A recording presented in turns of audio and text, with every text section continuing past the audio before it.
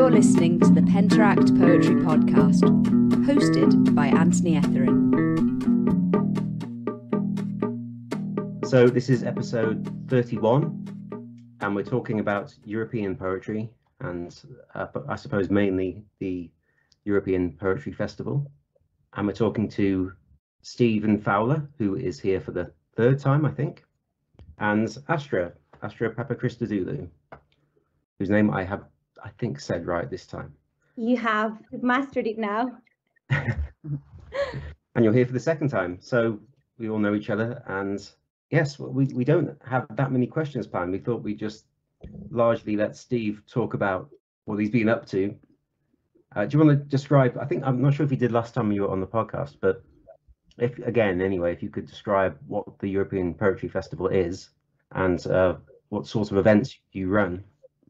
Yeah, it would be a pleasure. Thanks for having me on again. It's really so nice to be here with you, Anthony, and you, Clara, and with you, Astra, people who I admire and respect very much. So it's lovely to be here. Thanks again.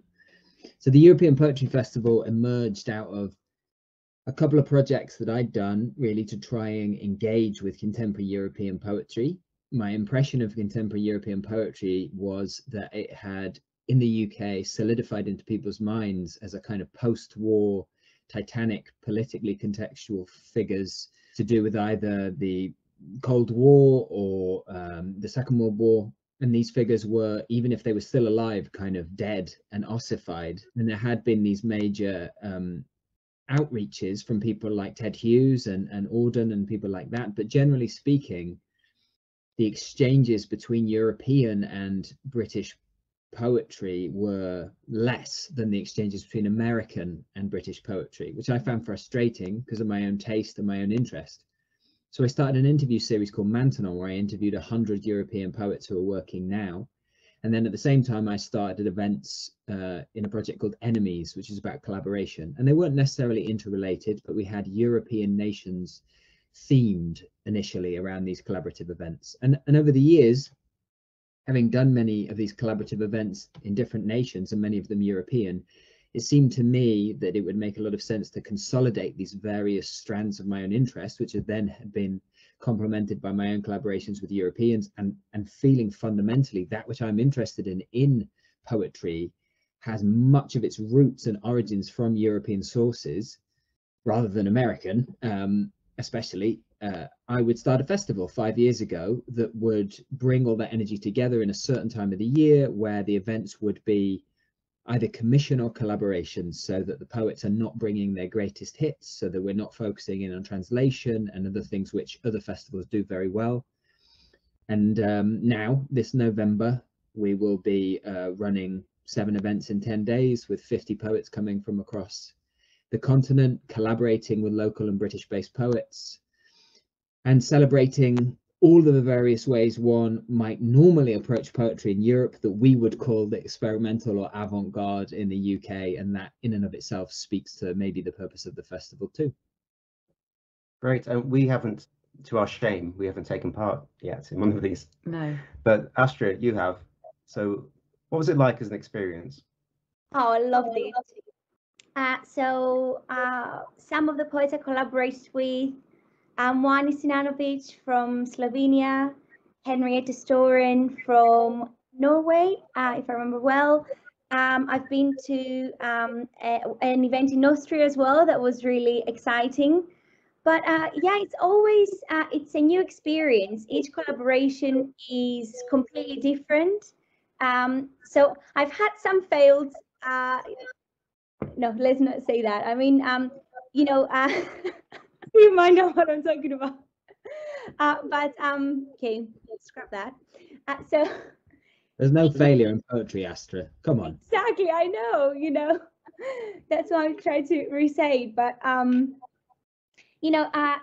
what I like about the collaborations is that each one is unique because the dynamic is unique. The material that you're exchanging, the approach is completely unique. The audience, the space, and with that, having that experience of having performed to different countries as well, to see that sort of different cultural dynamic around you, that helps shape the performance as well. So it's a great experience, and it's a shame that I won't be able to join this year. I blame the PhD, but I'm looking forward to joining hopefully next year, because yeah, I love it. Much like everything that Stephen does. The festival is very much designed to celebrate and support people like Astra, because Astra's position is quite unique. Astra is, like many amazing people working in the UK, European. And so to a certain extent, what happens is that European poets who live in the UK often fall in between cracks. Even if their style is formal and not dynamic like Astra's is, there isn't necessarily a space where it fits the bill of what people are looking to celebrate in the UK at the moment. So there is about, I would say, nearly 40 or 50 poets involved in the festival, normally annually, who live in the UK, who are British as well as being residents here. And Astra is kind of the ideal person for me to invite, because their work is very innovative, very outgoing, and also really open. So in a sense, that's something the festival does that perhaps no other festival does do. Not only celebrates European poetry, but celebrates European poetry that exists within the UK already. So I'm very proud that the festival over the years has given space to people like Astra and Iris Colombe and Tatiana Fire and all these amazing poets who live here. Simona Nastak, Serena Brider, Livia Franchini. There's loads. I could just keep on naming many poets, and I discover more every year who get in touch with me. And because they are European and probably they grew up reading Greek literature or German literature or French literature, their style tends to be, again, to the UK audience, quite innovative. So Astra is a perfect person to ask about the European Poetry Festival, and she's never failed at collaboration. Oh, Steve, thank you.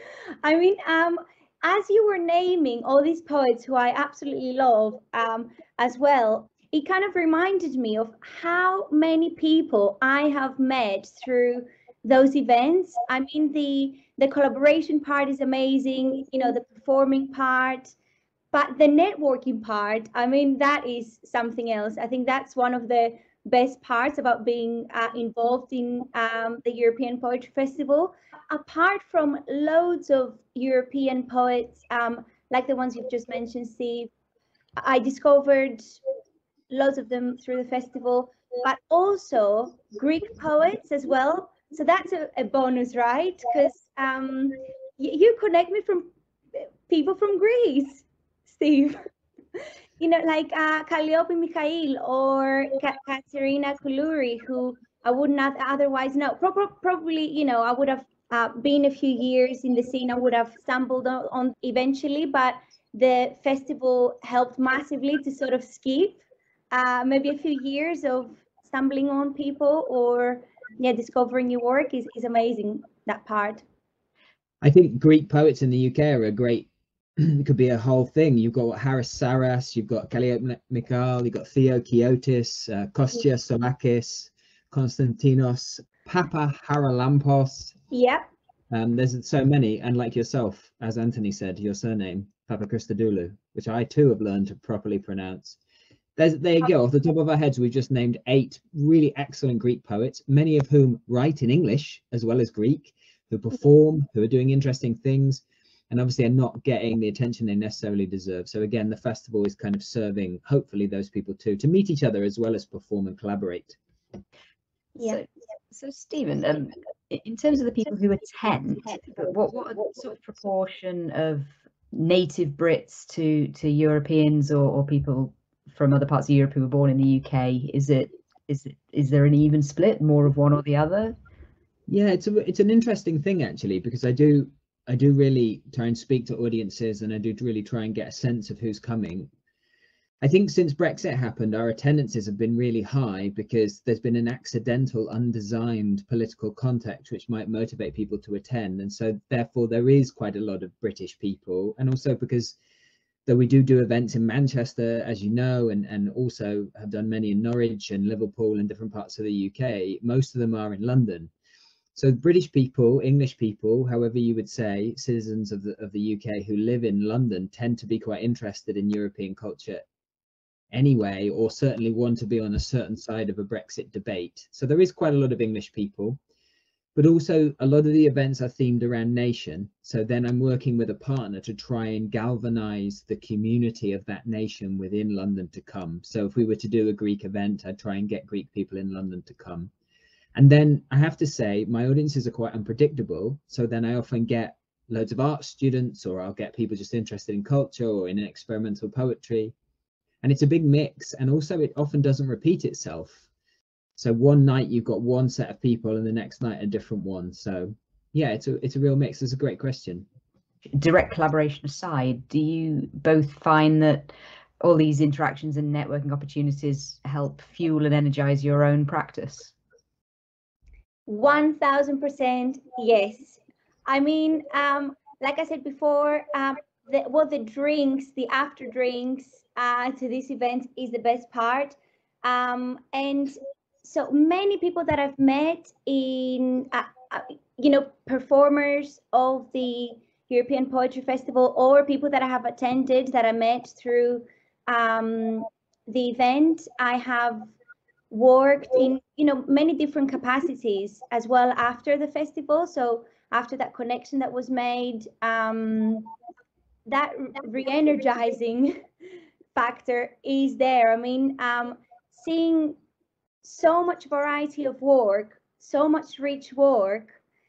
I mean, you cannot walk out and not grasp something out of it for your own work. And yeah, there's always a huge flux of ideas coming at you at every event. So yeah, huge inspiration, definitely.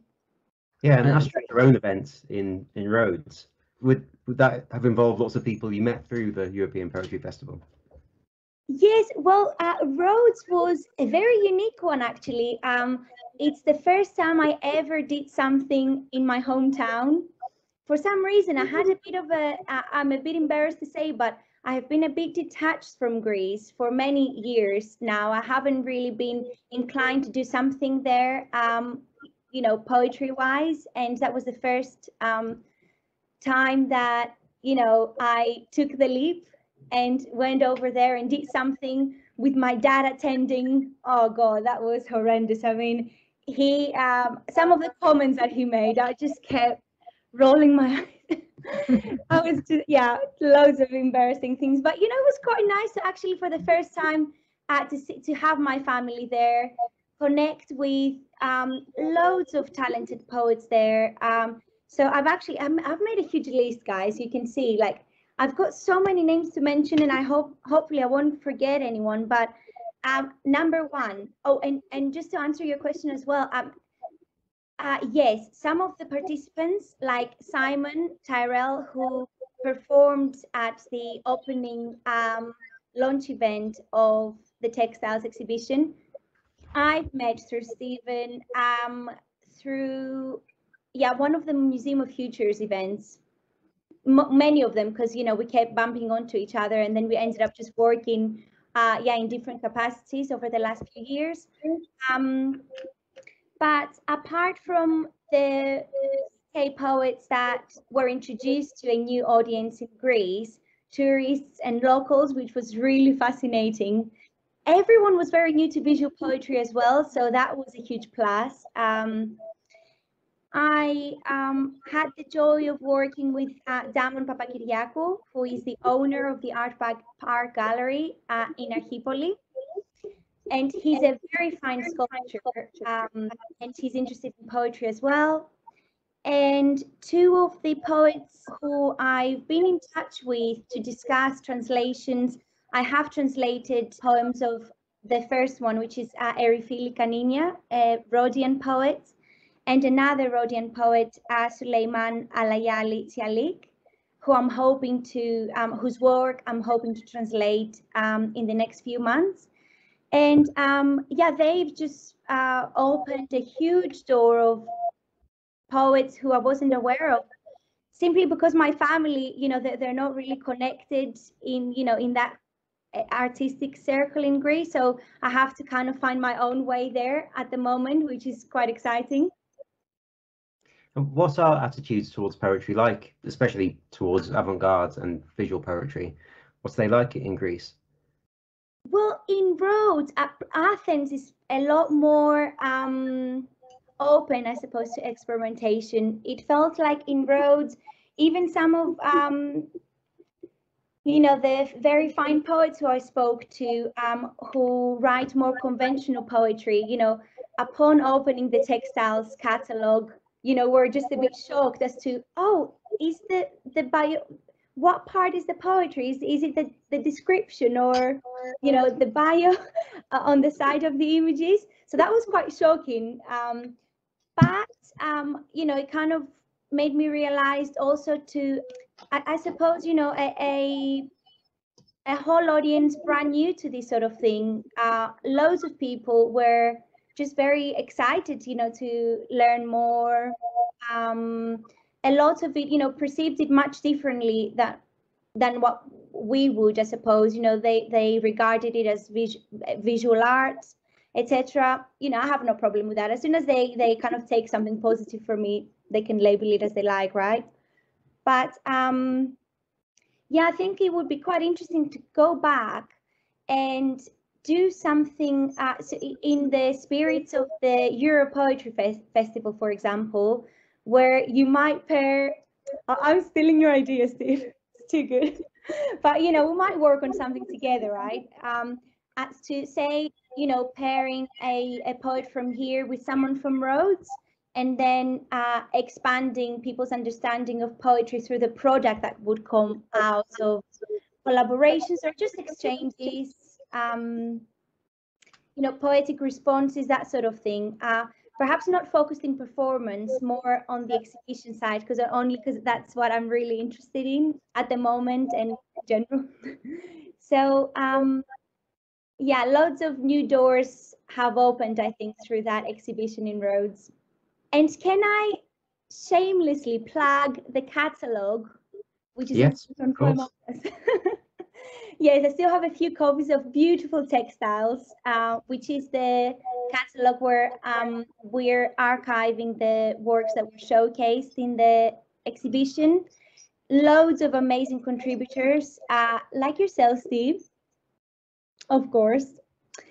And like I said, Simon Tyrell, Maria Wigley, Martina O'Shea, Alexis Fedorjashchenko, I think, hopefully I've pronounced it correctly, Stephen Mooney, and yeah, many of whom, again, I've met through Steve, through the festival. So thank you for that. But yeah, it was a very positive experience. Now the plug has ended. Promo plug.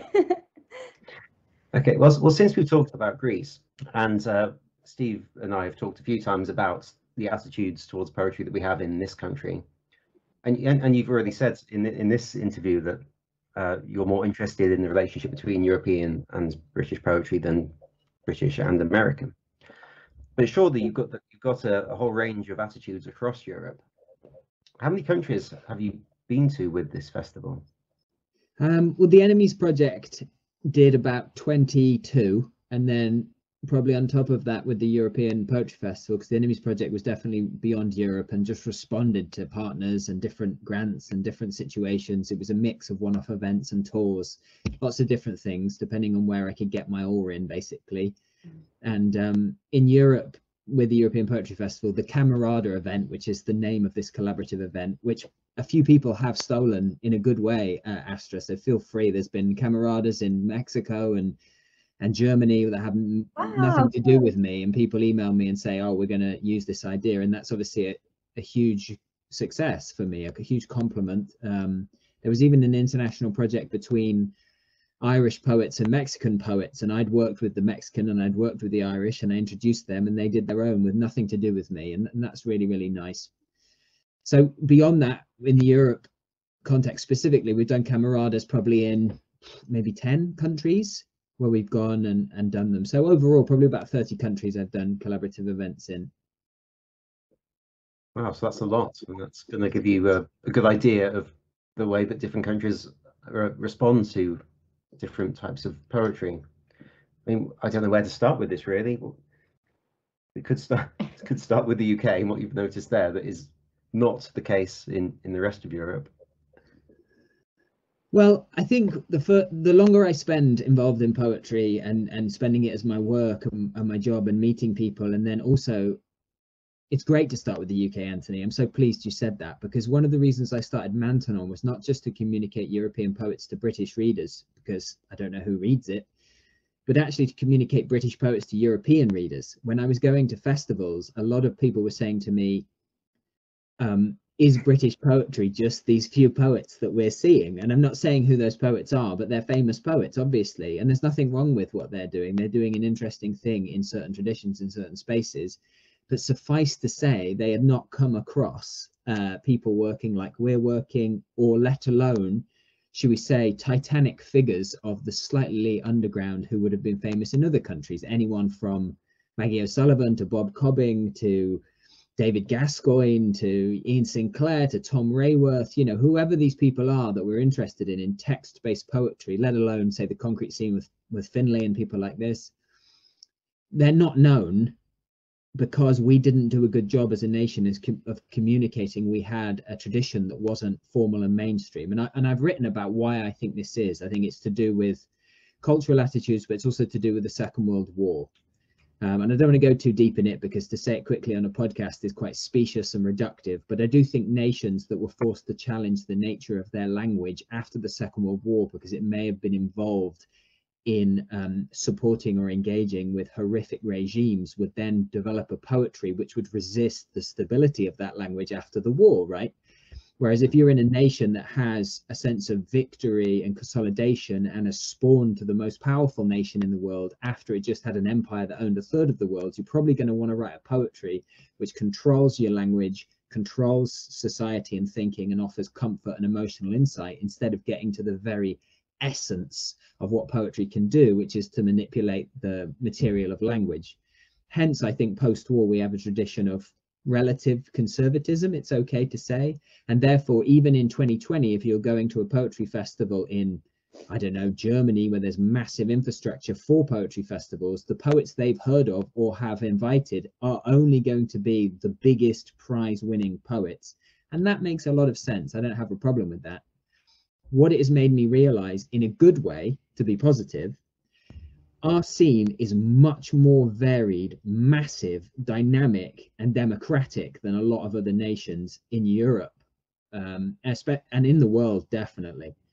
We, for example, are all of us part of various scenes which are quite thriving. You know, I would absolutely, and have said in public, that Penteract is doing something that's never been done before, and is consolidating a great deal of energy that was kind of variant and European orientated. I know that your expertise and connections often is in Canada and America, but also you look at the Oulipo, you're taking all that energy and developing a scene around it. Astra is doing that with sculptural poetry, three-dimensional poetry. We're working with institutions like the Poetry Society and doing that, and then I'm doing other things too. We're all allowed to do that at the same time, overlap and engage, while there's also a massive spoken word and performance poetry scene that we don't really engage with at all, for reasons that are reasonable and significant, and then also a massive literary scene, and that in and of itself has its various factions, from, we might comedically say, the high formalists to the hipsters or whatever. You know, it's all an inside joke and so forth and so on. So we have an enormous throbbing scene, and the only thing I've witnessed when I've gone is the scenes I've bumped into. So I did a reading once in Russia where people walked out because my poem wasn't rhyming. But at the same time, if I went to a reading down the street, there was a squat with the Pussy Riot people there, they'd think I was conservative. So every nation is a universe. Every scene within a nation is a universe. I don't speak any of the languages of these places. I'm only meeting the people that I meet. So, I mean, I would know more than the average British poet, obviously, because I care and I go. But it's so hard to generalize. And basically, in a long-winded way, your question is fantastic, because what I've really learned from going to other countries is more about how good our scene is. Because while we don't get necessarily the attention we deserve, we do have a relatively democratic system where we can build our own spaces for attention. And that's not the case in other places. Yeah, we have it too good here in the UK. I mean, my experience these last 2 years trying to find my way into Rhodes and, you know, venues, and it has, I felt that you're going to come across a lot more conservative attitudes. Whereas I feel like in our scene here, you're going to be welcomed, with more open arms, let's say, and less skepticism. Do you think there's a chance that things that are currently on the fringes might become more mainstream or might be more accepted? I think people in England, if they're confused by you, they ignore you. And that can be a huge virtue, because in other nations, if you confuse them, they attack you. And I think that's a big difference. I also have seen the opposite, whereby I had a couple of plays on. They didn't do very well, so I don't write them anymore. But one of my plays had a little thing on in Berlin. And in England, people have said, oh, your play's too weird. I don't get it. And in Berlin, they said, your play's too realist. Why are you trying to pretend these characters on the stage are real people? We all know it's not post-Brechtian, whatever. Everything becomes a randomized conglomeration of styles, which becomes completely dominating. And you can get it the other way. You can get cultures where they have to be so experimental and so edgy that you can't get away with any like slightly soppy line or turn of phrase. So always is better the devil you know. And to jump in at your question, Anthony, I don't think anyone doing truly innovative work will ever get mainstream attention, because the work is not designed to have mainstream attention. Its very complexity requires the kind of attention that mainstream auspices and media cannot give it. And the massive figures of antiquity who got attention, it was because of titanic shifts in global culture, modernism. The First World War creates Dada, the Second World War creates concrete poetry and sound poetry and so forth and so on. And those conditions do not exist anymore. The oxygen is all sucked up by advertising poetry, which will dominate now for a long time, because mainstream stuff is designed to get the simplest version. So, and I've said this to people, and maybe I'm kidding myself because I feel so hurt that I'm not super famous, but I don't think so. It would be a huge insult were we to be getting mainstream attention. Yeah, I'd go with that. I think there's a lot of truth to that, but I wouldn't mind the book sales that come with it. Exactly. I think that I have a bit of hope. I always see myself as a visual poetry evangelist. You know, I'm just trying to always, like an octopus, try to reach out to places that might not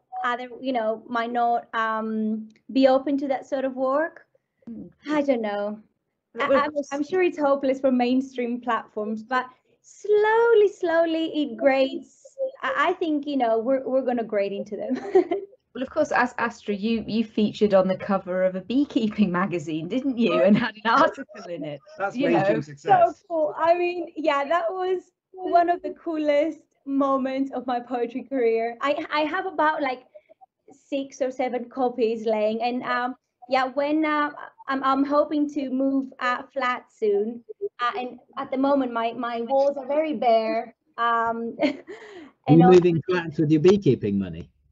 Is all that honey money rolling in, Astra? Is that what you're doing? You can get yourself a 4-bedroom over in somewhere posh, Richmond. It's all the bee money.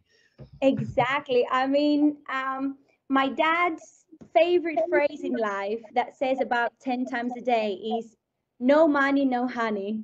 As soon as you've got honey, you're gonna have money, you know. No one needs to ask you where your poetry comes from, Astra. It's in the genes. Exactly. That's why I'm focusing on these bees these days. It's not for my love for bees or the environment, you know.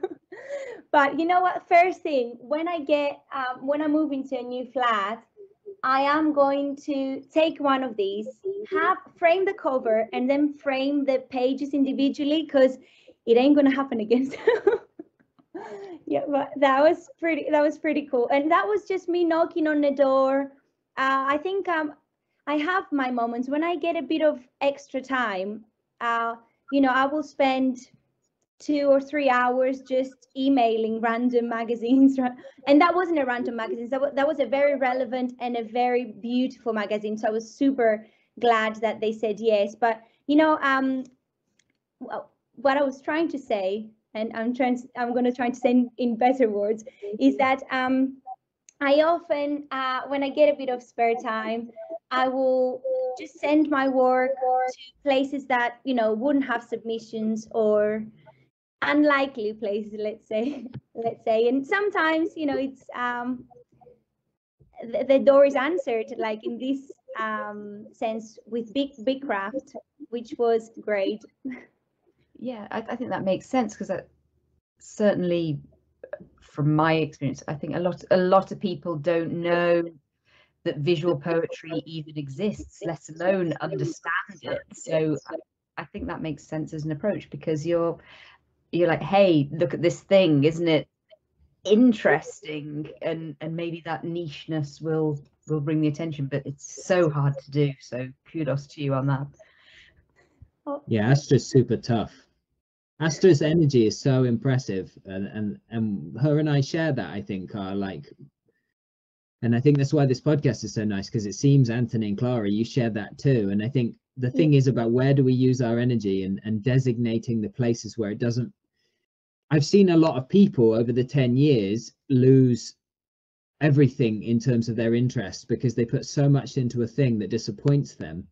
So I think for me, when I say the thing about the mainstream, it's a bit of the Beckett, you know, you just keep trying, even though you think it probably won't happen. And what you get from that attempt will be significant anyway, because it all depends on what subjectively or in your own perspective is valuable. I mean, we just said that I had the opportunity to say that I've been to these countries. I mean, I am so fortunate about that. There's a lot of like faux gratefulness in the world at the moment, and like cheesy, like, oh, I'm so lucky. But come on, I mean, to go to countries through poetry, it's pretty magnificent. So that's kind of what I mean in a way. If one keeps driving forward and is prepared so that one doesn't lose hope because there are these spaces that we never seem to get into, then we will achieve more than a lot of people bother to do because they're defeated before they start. So I think I share your energy. So I hope I didn't come across as too cynical. I just believe the structures of things are set up that sometimes people doing really interesting work forget it's precisely because their work is so interesting that it cannot draw deep attention in terms of numbers, but deep attention in terms of individuals. And that's how I try to think of my own work. No, I know exactly what you mean, Steve. Yeah. Yeah, well, you're both very industrious people and very hardworking. I like what you said, Steve, about how you work out the correct way to designate your time when there are so many different things you can do. So many different approaches you can take. We're doing a podcast, for example. Well, I'm doing this, so I'm not spending much time writing submission cover letters. It's really tricky because there's a lot to do. What advice would you both have on those grounds, as two very hardworking people who have to make this tough decision of what to do and what not to do? Oh, you are, well, let's have a good minute of silence for me to gather any advice on that. At the moment, I feel like I'm drowning in so much work. So yeah, I'm not quite sure if I can give advice right now. I suppose prioritizing, that's a helpful thing. Having fun as well. So as much work as I'm going to have, you know, on my plate, as many emails are going to be waiting for me. If I want to go and sit and watch Come Dine With Me for a good 2 hours, yeah, I would rather leave an email sit there waiting for me for 2 or 3 months rather than just miss my time. Otherwise, you know, you become very, very miserable if you don't give yourself that space to just be happy and do nice things. To jump in on that, maybe in as Astra's answered the kind of personal life balance side of the question, for me in poetry, just like any other field of work, what you do with your time should relate to how you know yourself and what kind of person you are and what kind of engagements appeal to you in certain ways. For example, an attraction I feel to this podcast and to Penteract is that I realized that my energy wasn't necessarily going to feel completely engaged with podcasts and with publishing, but I love both those things and considered both of them. And so I'm attracted to people who do that because it suits different people's energies. And I realized that running events, I find it very easy. I've met lots of people who talk about how incredibly stressful they find it to put on Yeah. an event that might have 20 poets and 10 pairs on a night where the mic breaks. I don't know why, but I think because I don't drink and I don't socialize afterwards, I see it as a social enterprise, a chance to see people that I care about, to learn from their work. I've turned it into a part of my living too. So I find that very easy. I don't find teaching to be too bad. When people say their university jobs are killing them, mine are, I don't find it's hard, but it's not. It's one of the easier jobs I've done. So I think that you should try all things, and in doing that, you'll find out what kind of person you are and what suits you. And I've had certain things. For example, for a while I taught adult courses at Tate Modern, and I thought that was a dream, you know, because you hear the name Tate Modern and it's going to be brilliant. And after doing 2 or 3 of them, I realized I shouldn't do them anymore, because the nature of the courses were that people were finishing work and they were bringing quite a lot of stress and therapeutic energy. And I was like, oh, do you know about Rauschenberg's interest in the New York School poets or whatever? And they were like, listen, I've had a bad day. I remember playing B.P. Nichols sound poems in the Tate Modern, and a lady just walking out as if I don't need this. I've just been at work all day. And in retrospect, she's completely correct. I was not the right person for the job. So I really think you should try everything in the poetry sphere. Try editing, try interviews, try podcasts, start a press, start an organization, because you shouldn't, unless you really are a solitudinous, not a word, a person who loves solitude, you need to engage with people in the modern world, because it's good for the soul and the heart. It's how you learn, it's how you create relationships. How you do that engagement, whether it's through, you know, Astra's brilliant poem atlas, or the project I do, or the press you're running. A wonderful thing about the 21st century in British poetry is so many people who feel hard done by take control of their curatorial space. So I always say to my undergraduate students, start a project. And when they're like, what kind of project? I'm like, I don't know. What do you like to do? So that's the advice I would give. I think those are both really, really good pieces of advice. And yeah, you're right. That side of trying different things, try it for a few days, weeks, months. If it doesn't work, let it go and try something else. Don't feel bad. Don't feel bad just because people say, well, you're a poet, you should have an Instagram account. If you try Instagram and you don't like it, let it go. You're not, just because you start something doesn't mean you're compelled to finish. And I think that's really important for people's mental health and their productivity and everything else. Yeah, and I'll add one thing, and Steve will remember this because you were the second person I interviewed on this podcast. I was not happy about doing it. I was so nervous, and I thought, what have I got myself into? I just had this idea I should have a podcast. And then when it came to doing it, I realized I couldn't do it, and I had no idea what I was doing. But I stuck at it out of stubbornness, I think, more than anything. Lockdown. And then lockdown, yeah, it became, well, I'm going to have to talk to people this way anyway.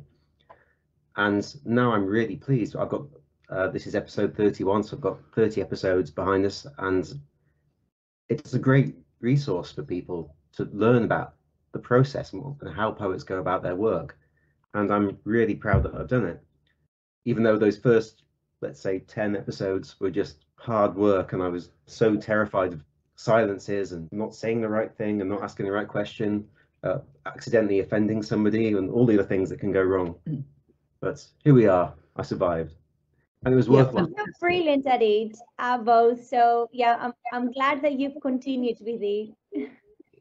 These things didn't exist in the past. It's absolutely fantastic that you've done that, because I think this about Poem Atlas, I think this about Penteract and these podcasts and the European Poetry Festival, we're not replacing something that existed before. This just wouldn't exist. There wouldn't be a similar podcast about this theme, or a festival about European poets in the UK, or an organization that publishes and does exhibitions of sculptural poetry. These are innovative things with innovative results. So I think it's worthwhile, because we're exploring new territory, we're building connections with human beings, and we're learning stuff. So that's always what I think. I mean, and then when people don't want to do that, I also fully 100% respect that, because the more time you spend in poetry, the more you realize some people like to publish 5 books a year. Some people publish once every 10 years. People are different. There isn't a right way to go about it. But I do think, yeah, my advice would be to try everything. That's what suited me. And then you find out, you learn a lot, and you find out what suits you. Yeah, exactly. And you do not know, to start with, like with this podcast, I did not know this would be a thing I kept. And then there are other things that I thought I could do, I've had to give up. I mean, event organizing would be one thing. The one launch events that we've done was extremely stressful. And it's funny, it's something in other circumstances I've done and been able to do, but somehow doing a poetry event is difficult. I don't know whether it's our situation, like where we're located in the country, making it hard to make those connections, or whether it's just because I'm out of practice or whatever. It is something I used to do, but I don't think we can use the Shropshire excuse here when Steve's been making connections all across Europe. Yeah, I know that, but no, but I still understand, you know, that sometimes there are things that make you a bit more nervous than others. Yeah. I met someone organizing a festival once, and when he invited me to a different country and I went there and I met him, and he never looked at me and he seemed so tense. And then when the event started, he had memorized every single person's name. He didn't read it off his phone or a piece of paper. He memorized their name, and then he had memorized part of their bio. Wow. And this the whole festival, he would look up into his skull and reel off this stuff from his memory.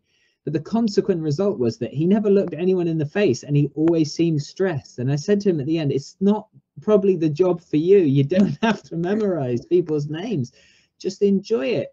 And that's one of these moments where I've learned this. He might have loved copy editing. He might have loved putting together people's book and being so proud to celebrate someone's work that he believed in and put it out into the world. You know, different things for different people. I find it very easy to stand up in front of people and read names and introduce people. I love coming up with the order of who reads where. I love pairing people. It's a joy for me. So I think it takes a long time to find that out. Like you say, Clara and Anthony, you know, certain circumstances make you realize, and then you keep working at something and you realize, oh, this is a way for me to not only connect with people, but also to make my work better. And that's one of the things that people miss out on, I think, in poetry when they stick to themselves, is that your work changes in contact with other people, whether you're publishing them, interviewing them, or putting them on at events. You grow because of your contacts creatively as well as socially.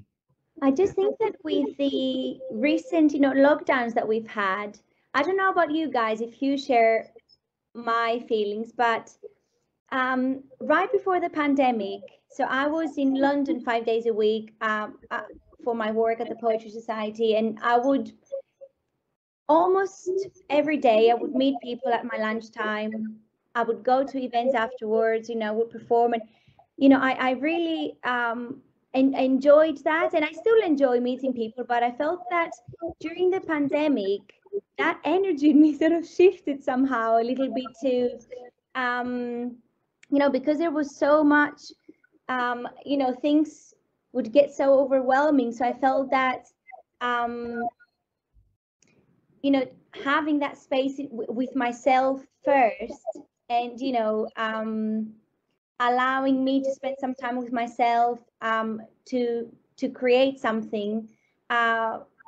I felt that that was quite important for me to do that first before going out so not kind of out of my way, you know, in the way I say it, right? But to meet people and engage with others, I sort of felt like I had to do that first to feel like, right, I'm back at my old self, to be able to then engage with others. But yeah, it's strange how there was that shift that happened for me in the pandemic. Yeah, but because obviously there wasn't anywhere to go, so there's, you know, we don't have a garden here or anything like that. So being in a very small flat, you know, it could be quite overwhelming with everything that was going on around in the world. So that's what I found as my escapism. But I totally agree with all of you about, you know, engaging with others and, you know, having that community.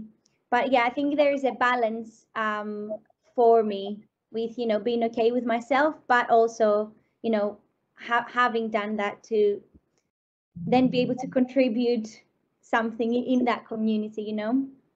Yeah, and that's okay, isn't it? You can't, I think you've got to do what's right for you at the time. You can't force yourself. So if you needed that time to reflect and readjust, it's important, isn't it? Because it's any kind of massive change in your circumstances. It's stressful, and you need to take the time to understand yourself and come out of it right. Yeah, I think it's so surrounding of all of us. It's so kind of innate to this journey that we've been on. I've tried not to engage with it as a kind of thematic conversation with people. I'm very happy to now in a podcast very differently, but I mean, in a day-to-day life, I've not really talked about it. People are like, how's your thing? I'm like, yeah, it's fine, even if it's not. So I think overall I had a very fortunate lockdown. I didn't really miss doing these events. I taught online. I was happy to go back to the events. I was very happy. I was quite neutral. So I've allowed myself, I haven't gone abroad. Like you were saying, I've taken my time to do that because I don't want to be like first out of the gate. I thought that was quite strange that people didn't think that would be something, paradoxical thinking. Just because you can doesn't mean necessarily that you should be the first to do it. Those kind of things. I've taken it easy. So to be honest, I haven't really noticed. The way I've noticed things around me is just how people talk to me. And I do believe that sometimes we've obviously all been affected by the lockdowns and the pandemic, but sometimes we make our own reality and the verbiage we use around these things. And I try and avoid that as much as possible. So I ran these events in the summer for the European Poetry Festival. They went well. I felt normal, really. I'm back into teaching now. I'm running my festival. I'm running my courses. I'm doing my commissions. I'm writing my books. I've had a really good time overall. And I just feel like it's normal. It's that which is different is now normal. It doesn't take long for that to happen. And when we're talking about returning to something, it's obviously different because of the massive thing in between. So recently doing the event in Manchester, I did feel maybe it was more joyous. I just did an event in Manchester at the Burgess Centre with the Poetry Library, but only because other people were saying, oh, this is so great. It's so joyous. We're out again. And I was like, yeah, it is. But the way memory works for me, it's all a mix anyway. So the question is a really generous one. I feel very well and quite confused as I always was before. Yeah, I think there's nothing like the physical thing, definitely. I mean, because I did a few, so I taught online last year as well. I put together a few online exhibitions. So, my part-time job was kind of delivered from home as well at the Poetry Society. So, there wasn't a lot of online going on, but doing that physical exhibition in Rhodes, for example, as opposed to the online thing, right? So online exhibitions are great, and I think we talked about that last time in our podcast, Anthony, that that there are huge pluses to online events, online exhibitions and that sort of thing, because you get a much bigger variety of people, bigger footfall. Overall, it's just the material is just much more easily shared online. However, trust me, that event in Rhodes was just so memorable. Just seeing people having a table full of baklava and sangria, and my sister was there, and she sang because she's a singer, and seeing people actually performing live, because that was the first sort of proper poetry event that I attended to, my own. But it was so great, honestly, to just chat to people really face to face. I'm so tired of those Zoom events and just technology in general. Sometimes I don't know about you guys, but a lot of our job as poets sometimes feels like there is that promotion side of things is tied with our phones, social media and all that, and it's nice to get away from that and actually interact with people face to face. So I'm looking forward to more physical events. So what other questions are there? I mean, I want to ask Steve a question he probably he'll probably roll his eyes because he doesn't want to talk about it. It's the B word, the Brexit word. Last time I talked to you about this on the podcast, you said you didn't have any insights into it and you didn't want to talk about it. So I'm asking you again. I think that it's a massive issue that's very, very complex, and I really focus in on what my mission was before and around it. I think the biggest opinion that I can give towards Brexit is by completely ignoring it. It is what it is. My mission before was to spread innovative work from people in Europe, and that's my mission now.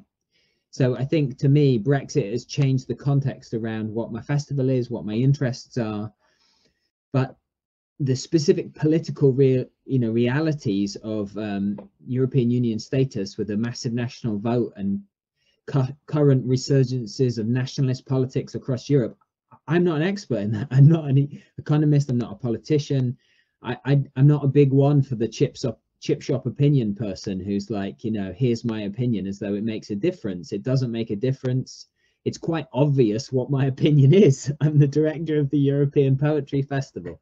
Everyone knows what I think about it. But when people utilize these issues as like a political make-weight to make themselves feel better, I have a real frustration with that, because they don't really invest in doing the thing. I'm doing the thing. I've got 50 poets coming.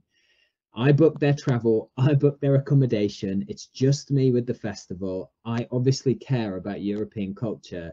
I love going to Europe. I see myself as a European person, as well as a British person, as well as a Devonian, very proudly Devonian. So my opinion on Brexit is implicit, and I never get into it, because when people come up to me at the festival, I'm like, oh, Brexit's terrible. I'm like, oh, amazing. I never heard that before. And that's my attitude in life, in general, is I believe in expertise. And if I have any expertise, it's in European poetry, because I read it like 4 hours a day for 10 years in translation, though.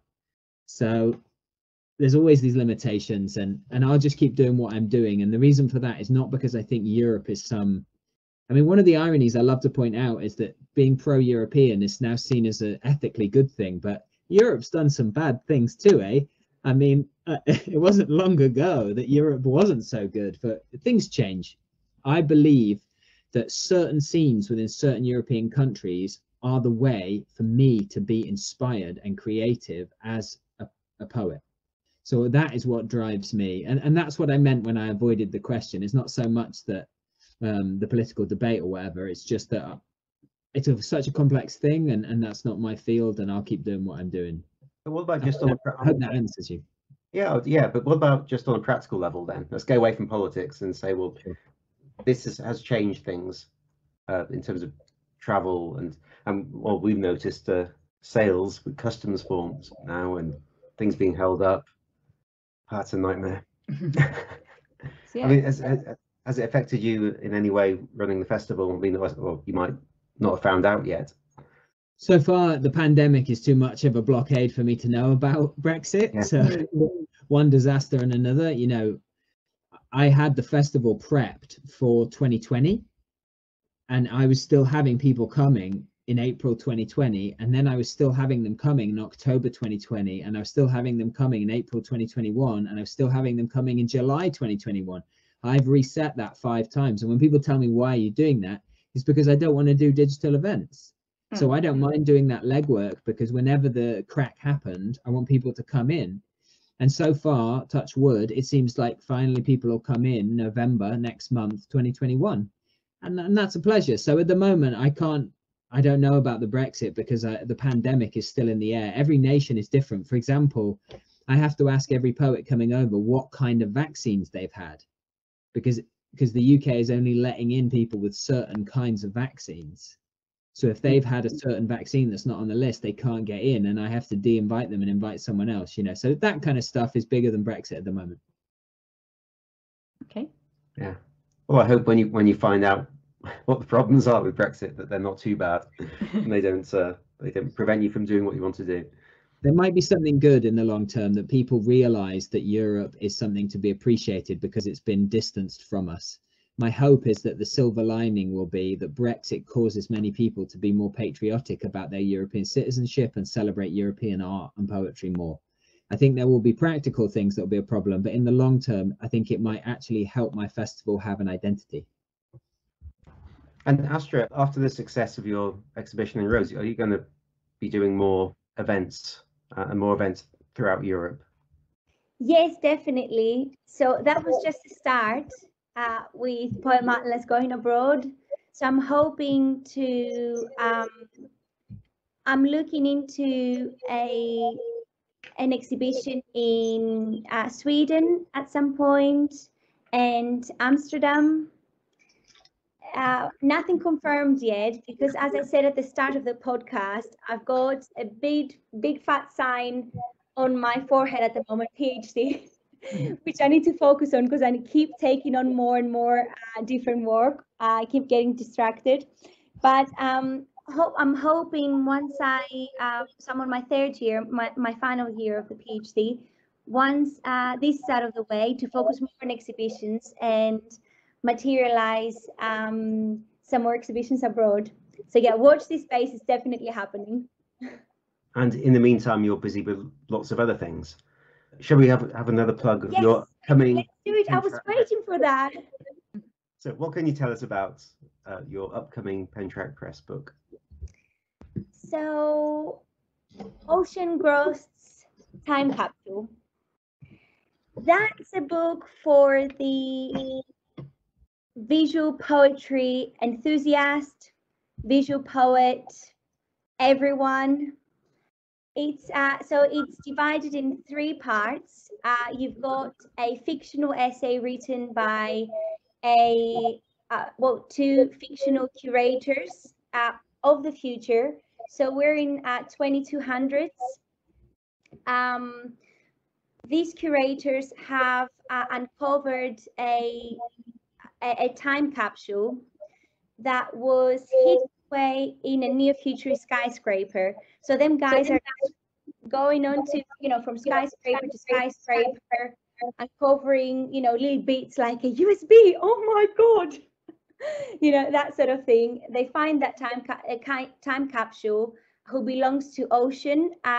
She's an astronaut. In those terms, she's a robot from the future that can, those robots are special because they can actually process human emotions as well. So they're very intelligent astronauts. So she's one of them, and she, as well as being a visual poet herself, she was a scientist.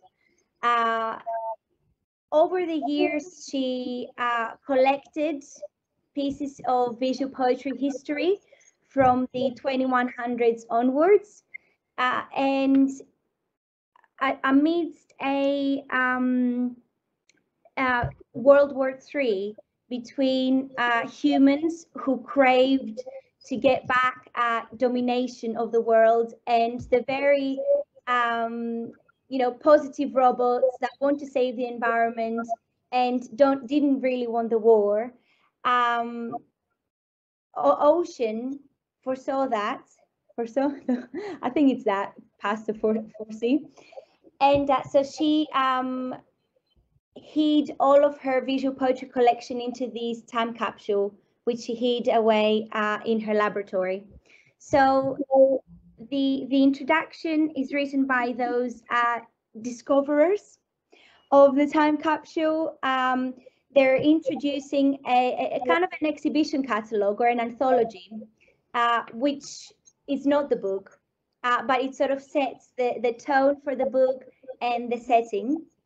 Then the core part is, so you've got visual poetry prompts based on that mythology, and then a glossary at the back, which helps you, so any specific terms from the future, items, historical figures, historical robots, certain events from the 8100s onwards. They are nicely organized for you to gain some insight. So yeah, that's what's happening with that. So I'm really excited, and yeah, it will be nice to see how people are going to respond to the prompt. Yeah, I'm really excited about this. It's for anyone who's either familiar with visual poetry or just wants to start dabbling in it. It's almost like a field guide to visual poetry, isn't it? It gives people little tasks that they can do, and I think it will be really fun to see how people who buy the book respond to the prompts and share their creations. It could be a really nice interactive experience for everyone. Yeah, I think we can announce that we will be holding some sort of event around getting people to respond to these prompts. Steve, Yeah. hopefully you'll be involved. Sounds amazing. What a great sounding book that is. Congratulations to you all. That sounds incredible. Oh, thanks, Steve. But yeah, Yes. it would be so great to see some of your responses to the visual prompts, and maybe, I don't know, maybe we could exhibit them all, collate a few responses from people and put together a fun exhibition. That would be good. Yeah. So that's what you're up to, Steve. What have you got planned? Obviously, you've got the festival starting up again. Yeah, I've got really nice project on Thursday, the Printed Poetry Project with it's basically a collaborative endeavor based around exploring poetry and letterpress.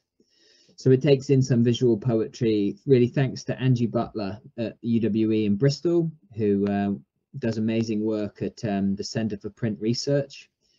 So that's a long-term collaborative project, and we're launching a book called 25 Poems, which was letterpressed in the Whittington Press in Cheltenham with Pat Randall of Nomad Letterpress. So it's really, I don't know letterpress, so there's been a really great project working together in May in this studio, me learning letterpress, them extrapolating some stuff about experimental poetry and exchanging that, and then this book comes out as a limited edition, a very rarefied thing for the kind of books I normally put out.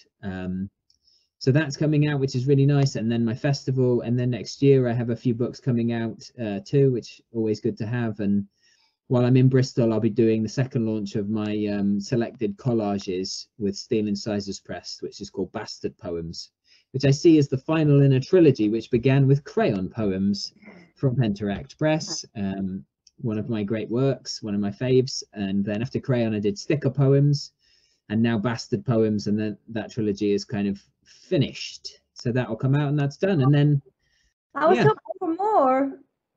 Yeah, maybe. I was thinking about scanner poems. To be honest, I came up with sticker poems on the podcast with Anthony because I was saying, oh, I made a few poems that were kind of collagey with stickers, but they're stupid. And then after I said that, someone emailed me and said, oh, your sticker poems sound good. Brackets, exclamation mark, i.e. they don't sound good. So I looked at them and I thought, you know what, because of this person, I'm going to do a whole book of these.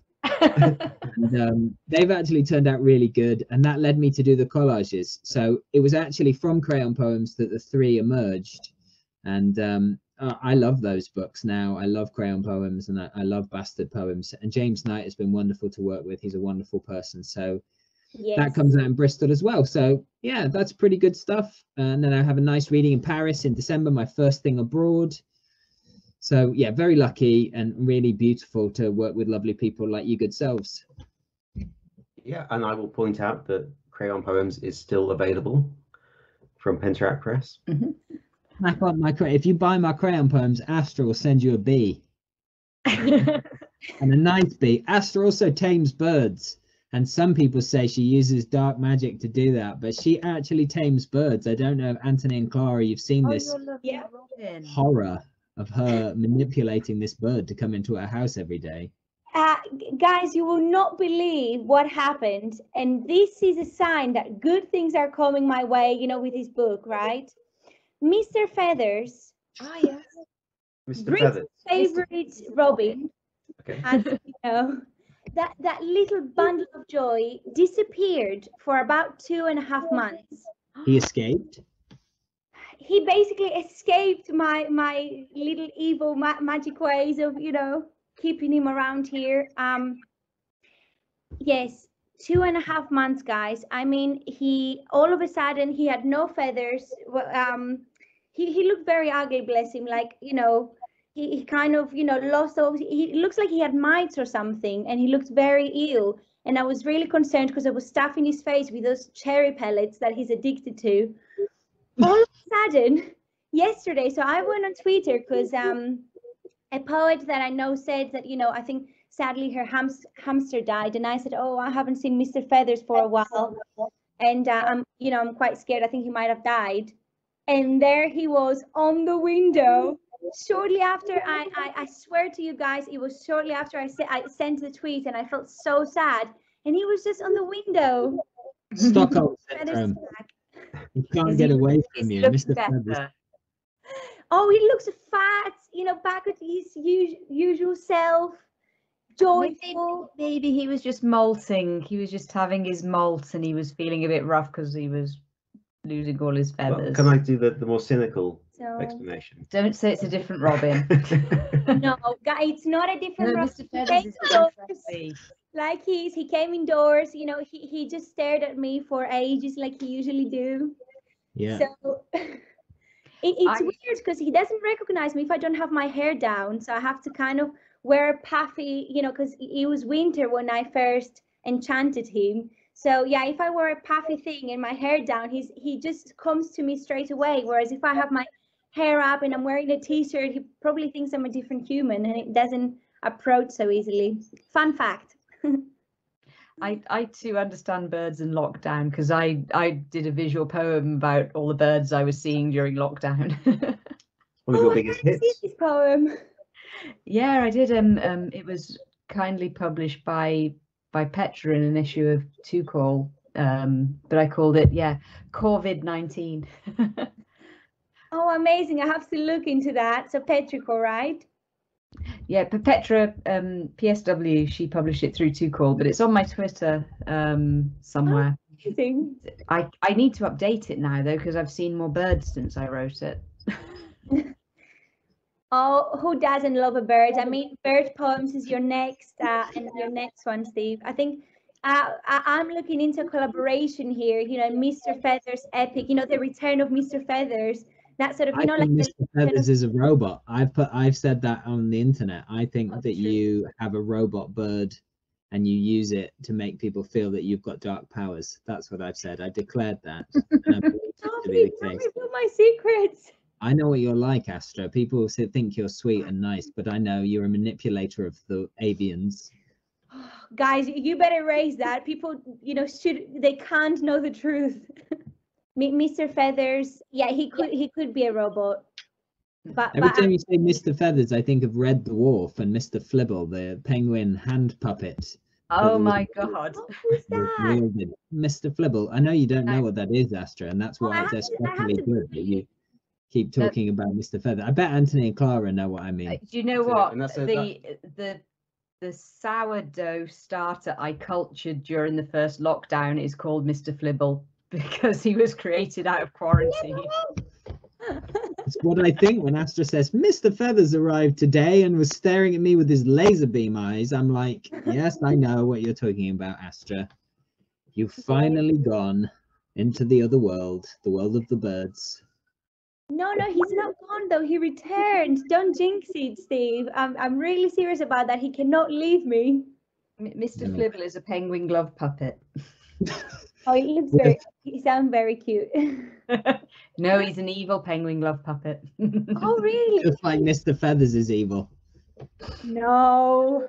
Definitely. Look at this beautiful bird poem by Clara. Wow. I mean, I know people on the radio podcast can't see it, but it is gorgeous. Yeah, it's become a bit of a thing with this podcast that we end up talking about things we're looking at, and I like that. I don't care. That's fine. You know. Kind of a sound poem, isn't it? Let's describe it. There's a bird, then there's another bird with slightly darker feathers, then another bird with lighter feathers, and another bird. I think it's a pigeon, and then another bird. It's very beautiful, that, Clara. I tell you what, people who can't see it right now, you're missing out. That is amazing. It's all the different species of birds I saw from my home office window during lockdown to the point I wrote it. I think I was up to 22 birds, I think, when I wrote it, but I've now got over 26, so now I think I have an alphabet of birds. Yeah. There was a robin in there, yes. There was a robin in there, of course. There's a robin It's in like there. the Bob Cobbing alphabet of fishes, right? You could turn it into a sound poem or something. Or with visuals of Mr. Feathers flying about, you know, with his laser beams just in the camera, kind of burning the lens or something like that. Mr. Feathers and Mr. Flibble, a collaboration.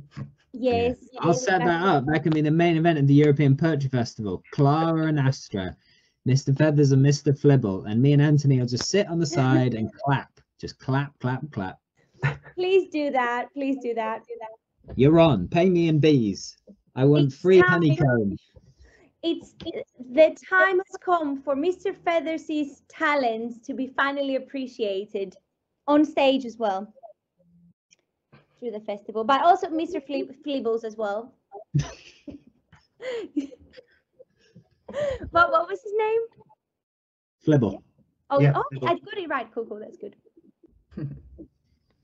We have now gone very, very drastically off God, topic. no, I hope people are enjoying this conversation of European poetry.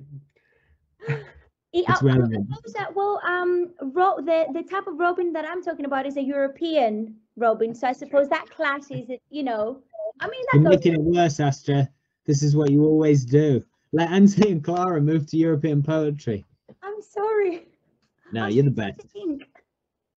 Well, is there anything else you'd like to say, anyway, either of you, not about birds, but about European poetry? What's your favourite bird?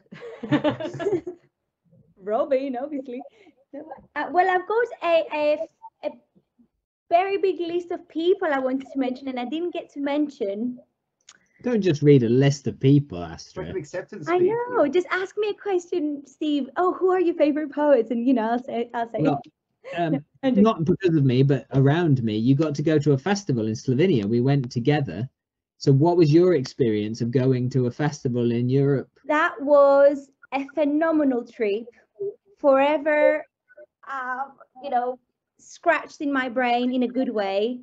So Moani Sinanovic, who I mentioned earlier, he was one of the my collaborators at the Eurofest a few years back. And then Dejan Koban, he's the organizer of Ignore Festival, who invited me and Steve to perform and actually produce some really beautiful pamphlets. So one of my chapbooks in Slovenian, which was amazing, and that was translated by Moanis and produced by Dejan. But yeah, it was very different to the UK sort of feel of an event. But I loved it. It was at the end of the event, they put music at the venue, and everyone was dancing and drinking, and yeah, they kind of transformed the stage onto sort of club. So it was a very cool feel, and we got to go on a few meals with Steve and Moanis and Amadei, another very great poet from that scene, and that was always a plus. Eating Slovenian food and enjoying it with good friends. You gotta have the cheese.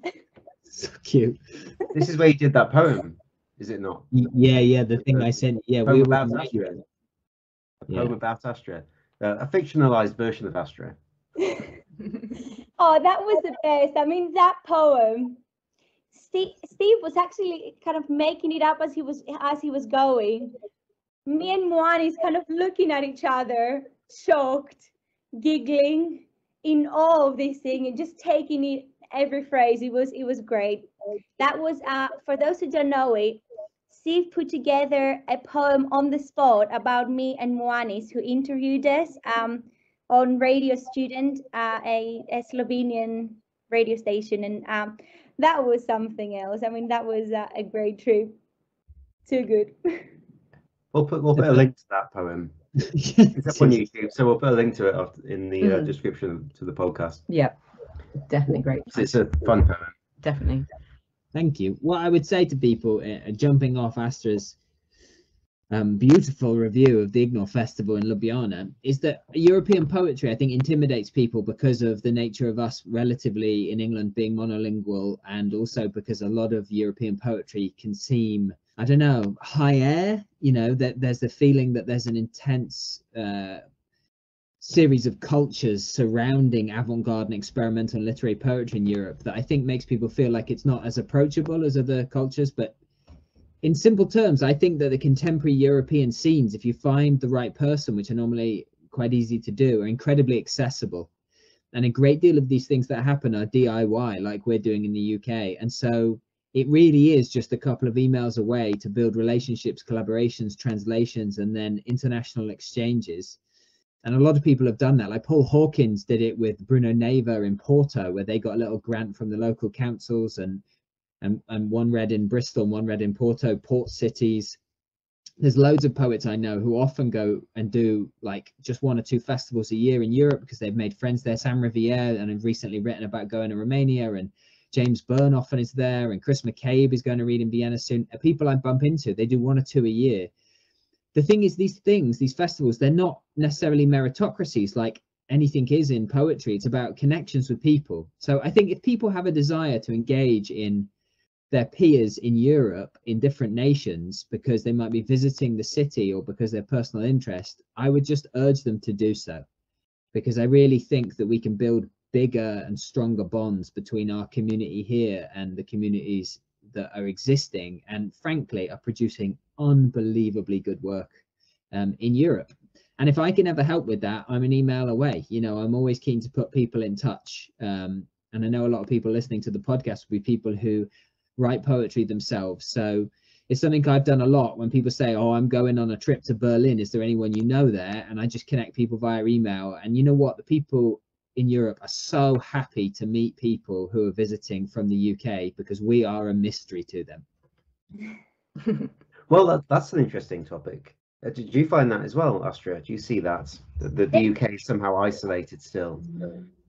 I mean, quite the opposite, I think I would say, but also, you know, that part of mystery of the European, the UK poets, I would say I agree with, because I mean, I've had interactions recently with poets from Turkey and Germany and Denmark, who are all very keen to connect with UK poets. You know, get a glimpse into the mystery. Now that sounds very indulging, you know, calling myself a mystery because I'm interacting with them, you know, kind of representing UK poetry. But it is true, you know, people are like me and you, speaking of plural, you know, all you guys, I'm sure, you know, all we want to do is connect with others, right? That's the ultimate goal. And I think that's everyone's goal, you know, from whatever part of the world they are, whether they're, you know, Germany or Sweden or Denmark, they want to be part of, you know, that vibe that is going on in experimental poetry at the moment. So as much as we would like to go abroad and, you know, perform, you know, or present, they want to do that as well. And people are very keen on exchanges like this. And I definitely agree with Steve that sometimes, I don't want to generalize about people's attitude towards, you know, approaching people from abroad, you know, in Europe, for example. But from what I've heard from people that I interact with in the UK, it feels like some people may be hesitant, you know, or maybe shy, or, you know, quite just hesitant to approach people that they, you know, they never interacted with before, or, you know, there wasn't that bridge that would help them. But I would say if there is someone whose work you're interested in, or, you know, a festival you would like to be part of, etc., just drop an email, send, you know, say a few words about, well, whatever words you like. As soon as you send a bit of your work, I always say wink wink. But you know, the doors, you know, more doors are open than what we think they are. Yeah, it's always worth doing these things. I mean, the worst that can happen is that you'll be ignored. And yeah, exactly. And, you know, that doesn't matter, right? I mean, doesn't matter. I think when we build connections outside of the UK too, we start to realize that in the context of, say, meeting a poet in Barcelona, all the concerns that exist in our day-to-day life about where our poet sits in the UK disappear. So what we might be, for example, meeting a French poet who would be, you know, very comfortable or aware of Oulipo and the tradition, would see your work in a completely different way. I'm sure you found that, say, exchanging with people like Petra.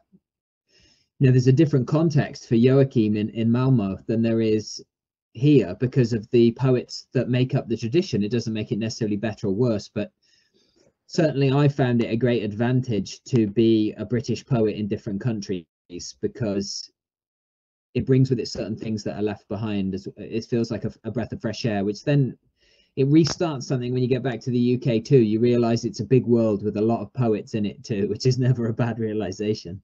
Yeah. But also on that point, I just wanted to add something that might be a bit obvious to people who listen to the podcast, but I just wanted to mention it. You know, how I found it really important, that attitude of give and take. So, you know, if people are generous to offer an opportunity to you, you know, from somewhere else, you know, especially if they are, you know, if they've reached out to you from a different country. Well, what I try to do, if there's anything I can do to provide even the smallest of opportunities here in the UK for them, I think Steve will agree that, you know, it's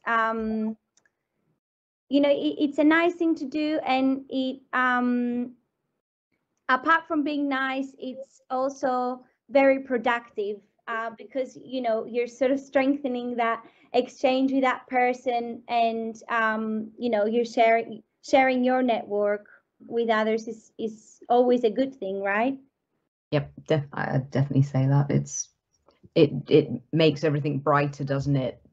You know, the fact that you've made that contact, and then they might give they might or they might not give something back to you that you can then share, which it's these branching networks, isn't it? This crossover, and that's how we get our work seen and shared and get to experience these exciting new things. Certainly in the world of social media, you're okay, all of our Twitter followers might have a certain overlap, but there'll be a number of people that don't know us individually, and every time we share something, we're strengthening that. Wow, I've never seen that before. That's amazing. I'm going to check this person out. Exactly. Boosting others is a great thing. Sorry, I just seem to be able to, I have this ability to turn everything into just pure cheesiness. I don't know how I do that. I just bang my head on the wall because you put it so beautifully and so elegantly. We'll use yours as a quote though, but yeah, when we advertise the podcast. Well. Exactly. Good Lord, yeah. No good work will ever be in the mainstream. Boosting others is a wonderful way to be. These are the two quotes. Yeah.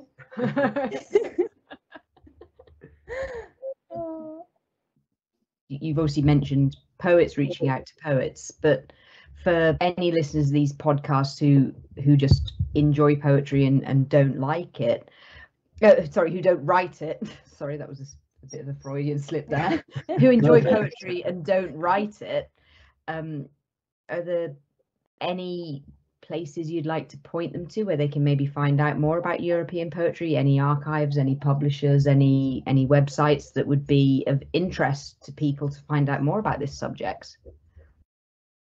I think it depends what kind of European poetry you're interested in, you know. I think there's massive amounts of resources for each specific kind of era and methodology. So in formal literary terms, obviously something like modern poetry and translation keeps going strong with Claire Pollard as the editor, and a lot of good things there. And then you've got certain like magazine series and publications or publishers, say like ARC Publishing, but again, that tends to be high literary style publishing. If you're interested in constraint-based poetry, then I've ended up following people, say like Ian Monk or Frederick Fortray, who have translated some of the Olympians, and then that's led me to other people. So I think you do have to do a little bit of research to go into the certain areas, and you have to do a bit of Googling. I don't think there's like a one-stop shop. You do have things like lyricline.org, which collects massive amounts of European poetry with translations and audio recordings. And there's similar websites to that. Poetry International, the Rotterdam-based poetry festival, has a massive website with resources. Poetry Chicago, that magazine in America, that had lots of European poets for a while, like someone like Thomas Shalaman or people like that who are important. But I think it's about narrowing down like the era, the style, the place, the people, because as we said earlier on, it's such a massive entity. And my series Maintenant is available for free on 3am magazine, which again is 99 interviews with 99 poets, each with a sample of their work. So that's pretty in depth because it covers most countries in Europe. And there's been some good anthologies too.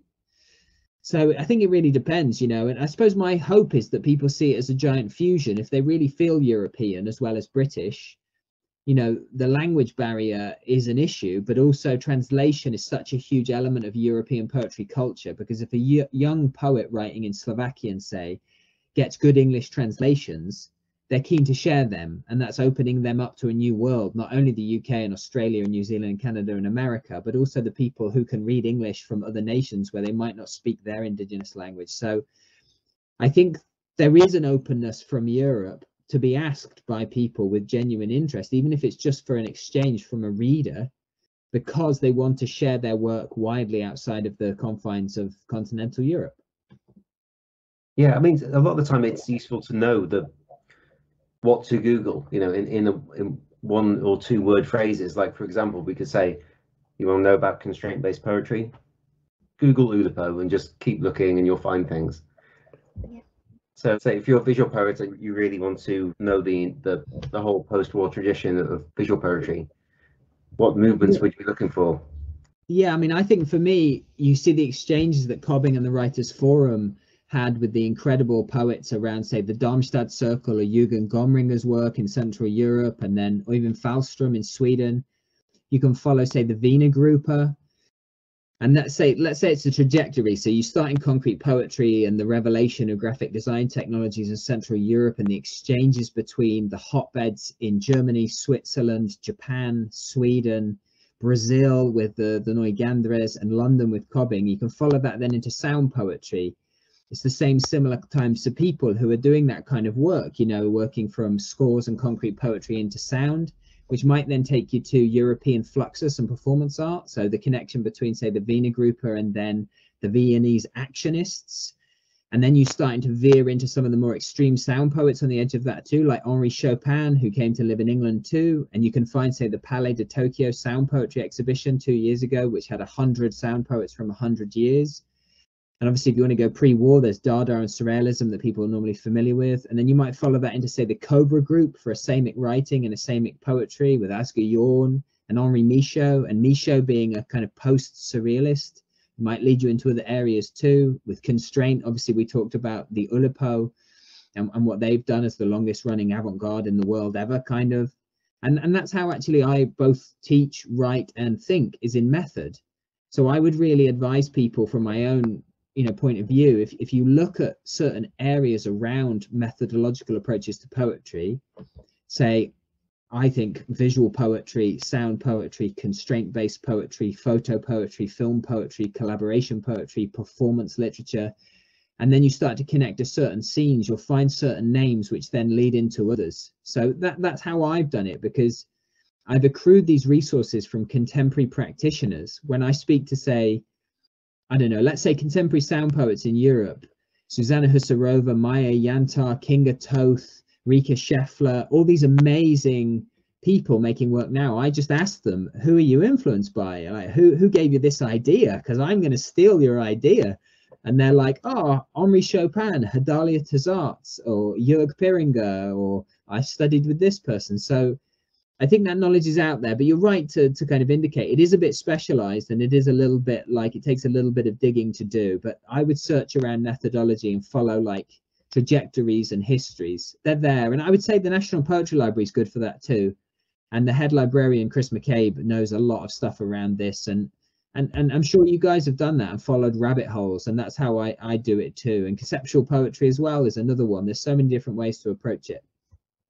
Astra, you have anything to add to that specifically on visual poetry?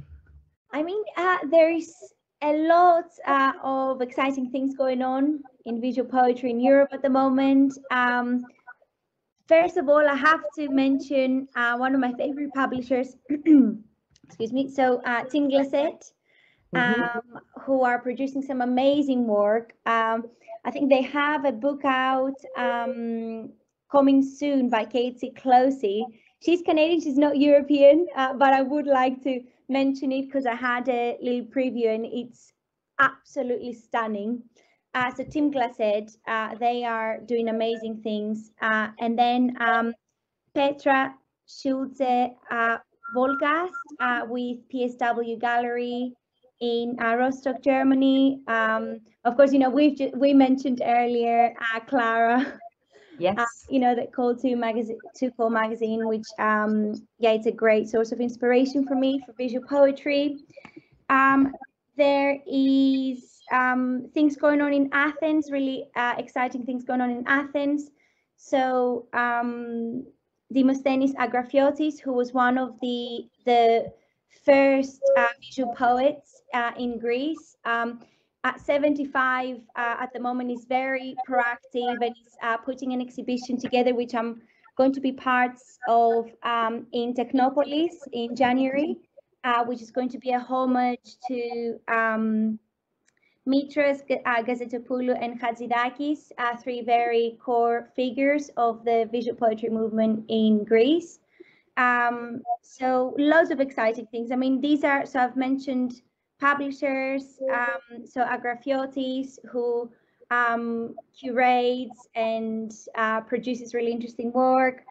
Then Julia Nakotz in Germany, who produces very amazing objects.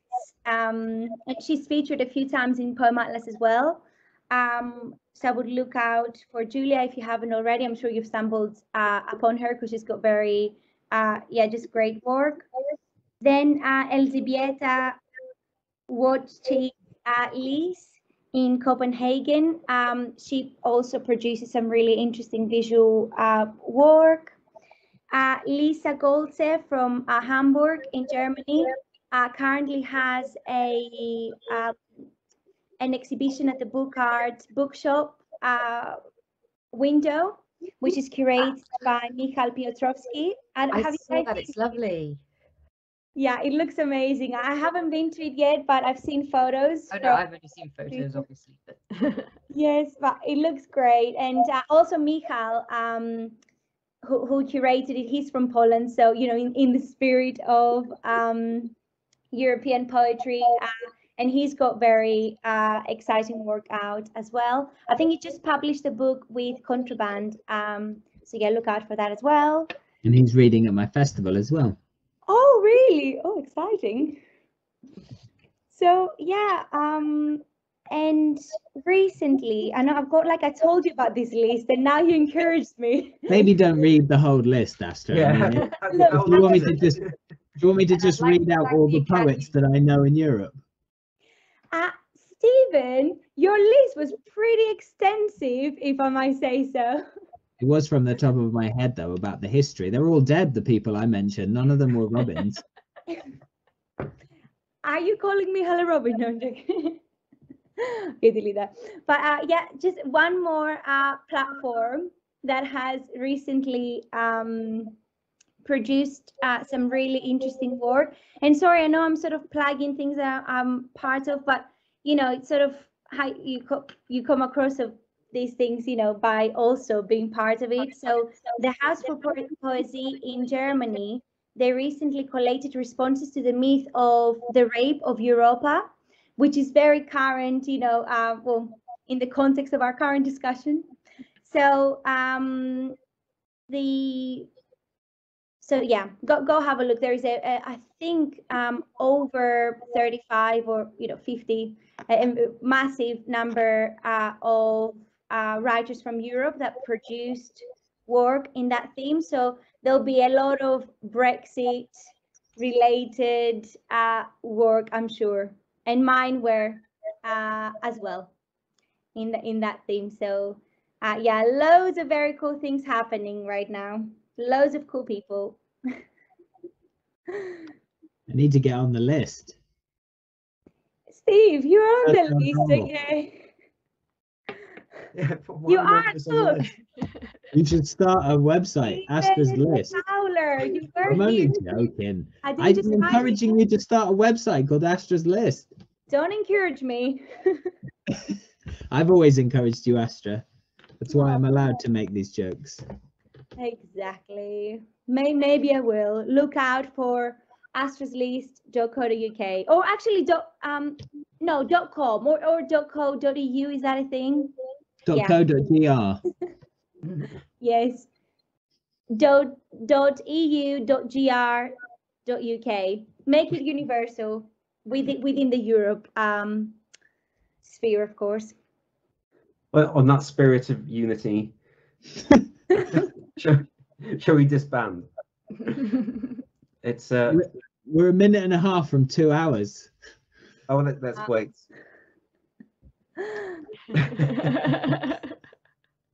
Wait in silence. Let's follow Astra's List with MrFlibble.com, a new collaborative enterprise between Stephen, Anthony, Clara, and Astra, where we exchange pictures of birds. And And Brad. guess what the logo is? Mr. Feathers with laser eyes. Hooking up the audience to the best of European poets. Amazing. It's been so much fun. Thank you so much for having us on. No, it's been great to see you again. Yeah. And I hope everything goes well with the festival. I'm sure it will. Yeah, I think the festival will go great. Everyone's very enthusiastic. I'm so happy to have people traveling over, doing events again. And I really sincerely hope all three of you will be part of future events, and you'll certainly be getting invitations for that, of course. Oh, yeah. Look forward to We'd it. love to. Yeah. Thank you, Stephen. And also thank you, Anthony and Clara, for facilitating the conversation. No, thank you. And your book is coming out. It might be out when this podcast comes out, in fact. Amazing. And Crayon Poems remains available. So yeah, if you've enjoyed this podcast, give us some money. Buy some books. To discover more, visit us at penteractpress.com.